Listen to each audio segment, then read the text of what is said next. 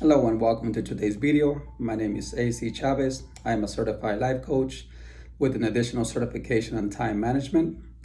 And on today's video, I wanted to talk a little bit about time. I want to talk about the past, the present, and the future. Now, I'm sure there's plenty of topics on the subject, but I think it's really important, so it's really hard for me to pass that by. I also want to share with you guys a tip that can help you stay more in the present moment. And let's get straight to it. The past, present, and future. We all know that we live life in the present moment, but a lot of us still focus on the past. The past, normally things that we dread, things that we regret we said, things that happened that we can't let go, things that no longer exist. Now, the only purpose the only purpose of the past, in my opinion, is to learn from. If you want to make the best out of the past, is by writing down anything that's bothering you and releasing it, letting it go, and by learning from the past. The only purpose of the past is to make us stronger. It's nothing more, nothing less. But once we attach the ego and our emotions to it, the past can really haunt us, and sometimes we can get stuck living in the past for weeks or months. For some people, they can let some things go.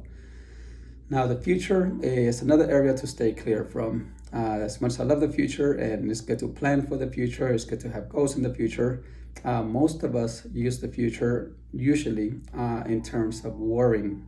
We worry about what if so many things to worry about. Honestly, it's really hard to get into. Could be about, usually finances is a big one, losing your job, losing your spouse, death is a big fear. So there's tons and tons of reasons why we can worry about the future. But the truth is, there's only a very small percentage of people that can actually predict the future. There's a lot of people who are trying, they're fake, but there's a very small percentage that have the gift. Most of us do not, to be honest with you. I would say probably more than 99% of us just waste our energy worrying about tomorrow and not really benefiting us in any shape or form. Now, as we already know, I'm sure we've heard many times, the present is the only place where we actually live. Time, as we're speaking right now, this last few minutes that you spend listening to this video, they will never come back. My only hope is that I was able to provide some kind of knowledge that can help you for the future. So it is an investment of your time. Anytime that you're educating yourself, that you're growing, is an investment. Anytime that you're worrying or holding on to past worries or future worries, it's a waste of your time. And that's pretty much how time folds. Now, if you want to stay more in the present moment, you have to understand how the mind operates. We are creatures of habit.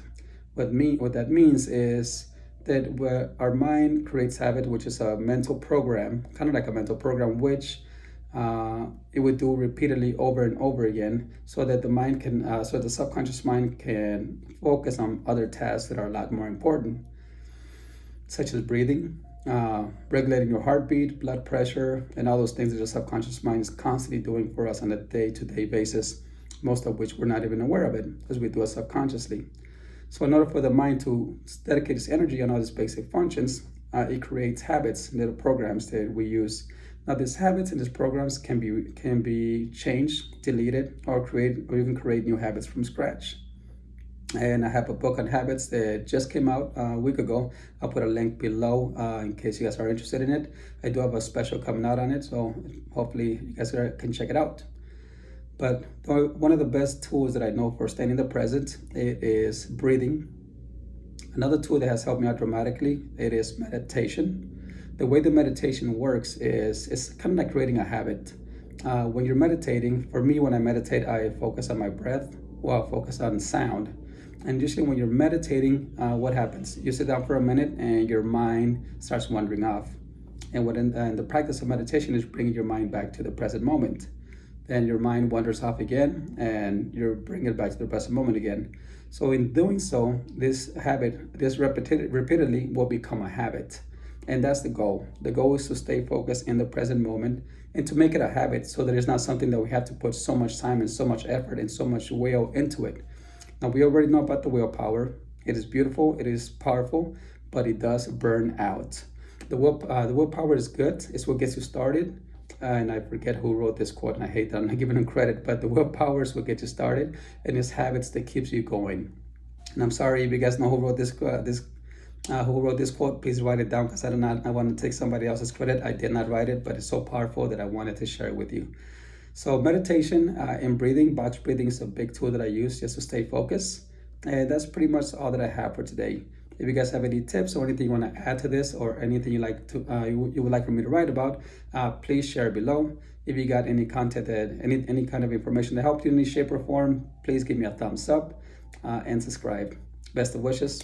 Have a great day.